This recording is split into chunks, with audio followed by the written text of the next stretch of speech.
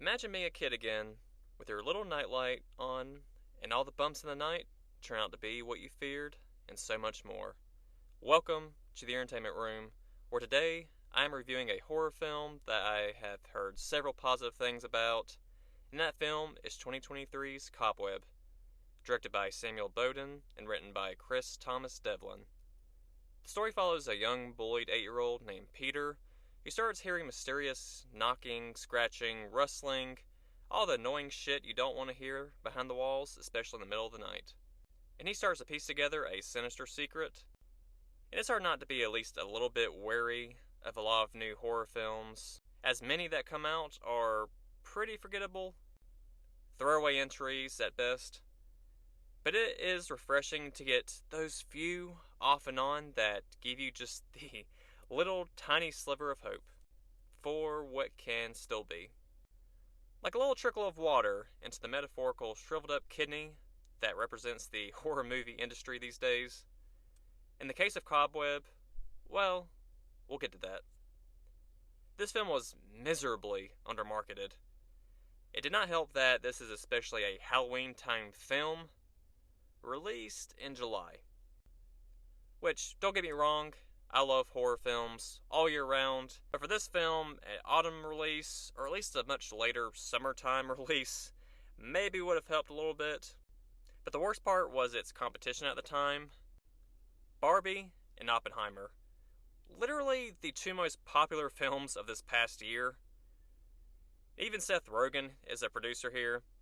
And I love when comedians and comic actors try to take on serious projects, whatever their involvement, especially when it truly pans out for them. I did not recognize any work from Samuel Bowden personally, and the only project I was familiar with for Chris Thomas Devlin was the 2022 Texas Chainsaw Massacre. Fuck me. So on paper, this film could go either way. But to be fair, we all have our misses in life.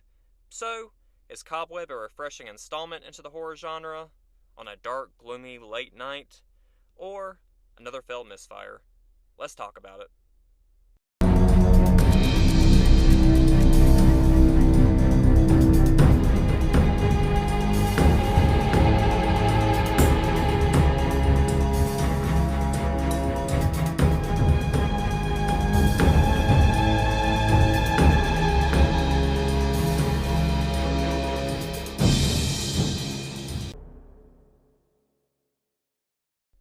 This simple premise for the story for Cobweb leaves a lot of room for opportunities and creativity.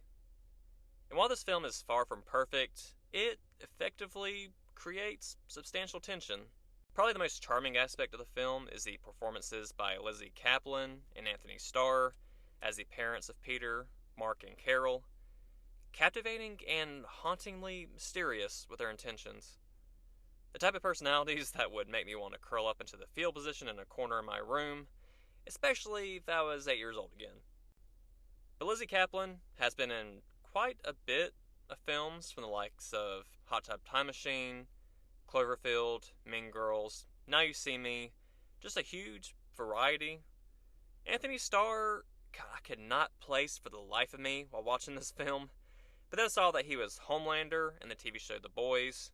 I've not watched it as I am abysmal at keeping up with TV shows, but I have heard plenty about his absolutely unhinged villain, and apparently he has a knack for these creepy, twisted characters.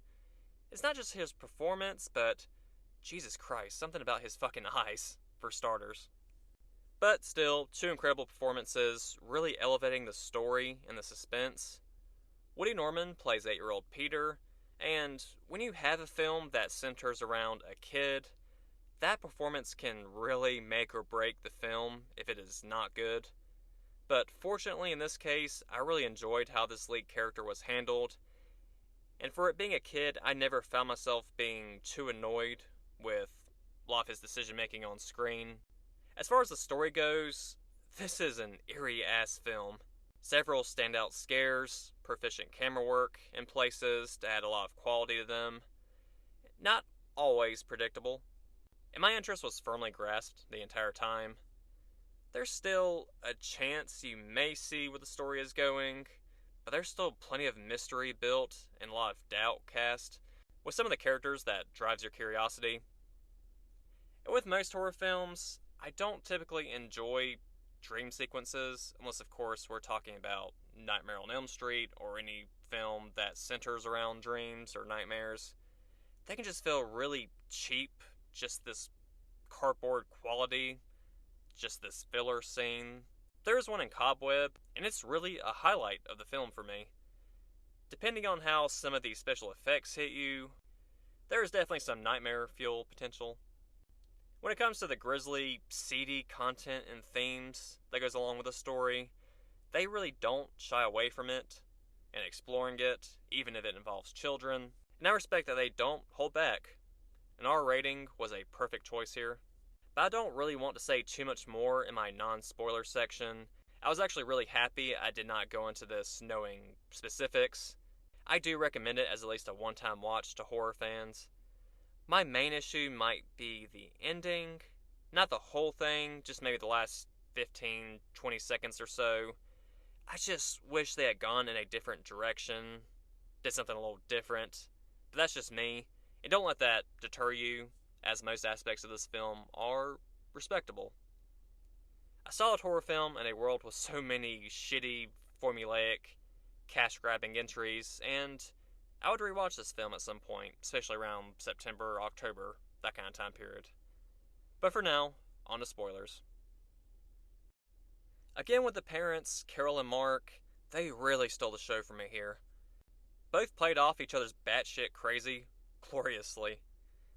Mark being often a more reserved, sociopathically calm presence with his delivery. Carol, on the other hand, was just straight bonkers, high-strung, paranoid, and I greatly enjoy both in their psychosis. The shot of Carol presenting the tray of cupcakes to Peter in that one scene after recently locking him down in the basement, behind the fridge, while shaking and smiling, still haunts me even now. And she definitely felt like the most unpredictable and impulsive of the two. And I like that their true intentions were in doubt pretty much the entire time up until the main reveal. Their final scene that resulted in their deaths was fucked. Little Peter had a decision to make, and he chose one that, smelled like cinnamon. Some viewers did not like the direction the third act took, with Sarah, the sickly, imprisoned other child stowed away by these parents. But honestly, I liked the presents as a whole, and I can't say I wouldn't have enjoyed something a little more psychological of a twist with Peter and his obsession with what was on the other side of the wall. But with this Sarah character, I felt they actually did a really great job. I think I would have rather them not put her in all of her deformed glory on the movie poster, as I feel that would have created a bit more doubt for Peter's decision and his mental state. But with what we get, Sarah is fucking terrifying. It was risky, I would say, as horror designs with creatures, or in this case a deformed human or humanoid creature. You really have to be careful, as poor designs have ruined many movies for many fans. Do you go with less is more, or do you pull the trigger, pulse to the wall, and show everything and hope that it lands? Here, they do show pretty much all of Sarah by the end, after she escapes from behind the wall.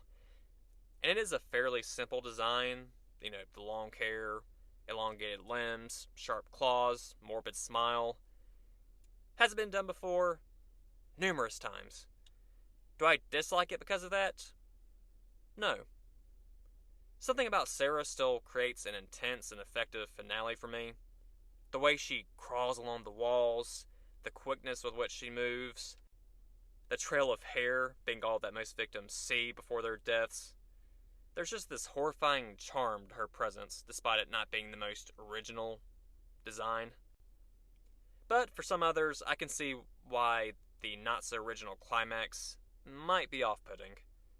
Plus she has this, raspy voice, a tactic that I have laughed at numerous times in the past, but honestly, it was done as well as it could have. Combine that with her initial cackling after she reveals that she tricked Peter into freeing her. And for one more performance, I didn't realize Gary Busey had a young son, number one. He plays Brian, Peter's weak-ass bully, about as goofy as a bully as Draco Malfoy in Harry Potter. But of course, that's not a shot at the actor himself or the inclusion of this character. I just found the relation interesting. I'm excited to see if he'll do anything else down the road. But all in all, I really enjoyed Cobweb, and if I get my hands on a physical copy one day, it most certainly will not collect any on my shelf. Not the most impressive or memorable story, but one that still is filled with a lot of fun.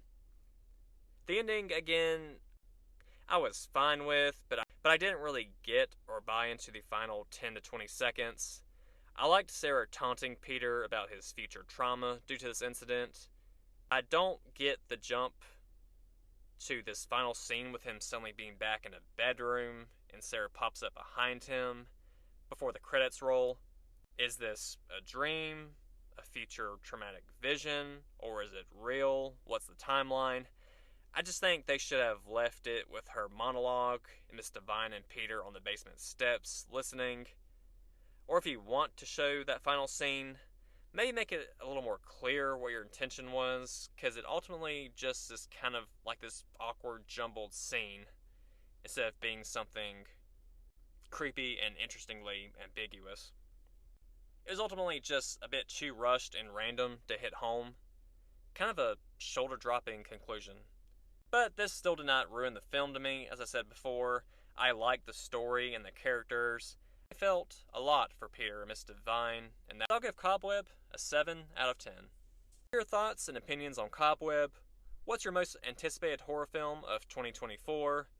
And thanks so much to anybody listening, and I'll see you next time on The Entertainment Room.